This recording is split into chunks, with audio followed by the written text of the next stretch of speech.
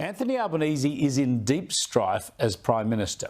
How can he be taken seriously on the housing crisis anymore?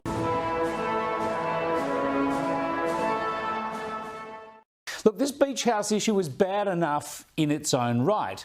It's just a dumb and insensitive move as a Prime Minister. Of course, I am. Dumb and insensitive. That's my style. I hope you've noticed that. Albanese at the moment gets to live in the taxpayer-funded lodge in Canberra as his main residence. Fair enough. And taxpayers also provide Kirribilli House on the harbour for when he's in Sydney. And Albo has also kept his own home, as you'd expect, in Sydney's inner west. But he's trying to offload a nearby investment property after evicting the tenant earlier this year. And then there's the $4.3 million beach house he's about to settle on. So that means that at the moment Albanese has rights over 5 properties, 2 courtesy of taxpayers and 3 of his own. And at any given time, 4 of these 5 properties are empty. What I'm focused on is delivering more houses for Australians. That's misinformation. Now, apparently he'll sell the investment property to help pay for the beach house, but he'll still be living in one of the 2 houses that go with his job, while the other 2, presumably, are empty. We also want to help more Australians live in their own home when we are simply not. It's just not a good look in a housing crisis, and it's just so unnecessary. Surely all his Labor colleagues, especially the marginal seat holders, as I said last night, would prefer he left his beach house shopping until after the election. And I know that this is a real choke point, so it's very important, and that's why we've provided funding to upgrade the road that, you guessed it, leads right to his new $4 million house. And that is really important. But while all this is bad enough, the important point is that this comes when the Prime Minister has been losing standing steadily all year. Everyone hates me. But I also know what it's like to struggle. My mum dropped me on my head when I was a baby. And rightly so. This guy is showing his arrogance. He's Dishonouring my mum. I have a track record on this. Yeah, you could almost hear people around the country groaning. We've heard the public housing story so many times. You can't just keep wheeling it out as an excuse or in lieu of a proper answer.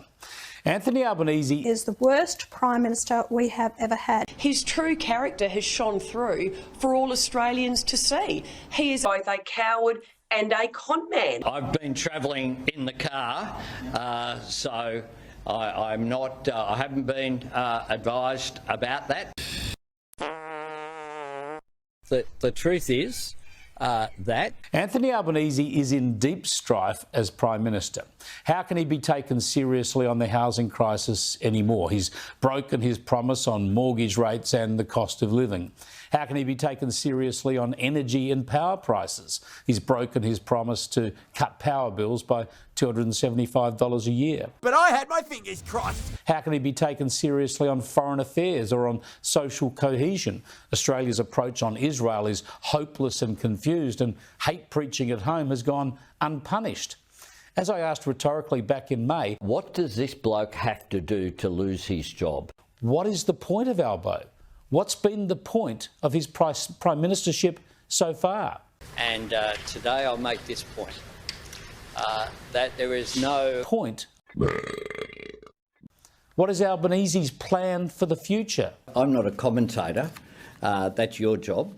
What my job is to do is to make sure that we implement cost of living crisis, housing crisis, energy crisis, a threatening strategic environment, out of control immigration, social cohesion under threat, and we have a government and Prime Minister seemingly doing nothing to address any of this. As I've said before, Anthony Albanese looks and talks more like a spectator than a player, than a leader.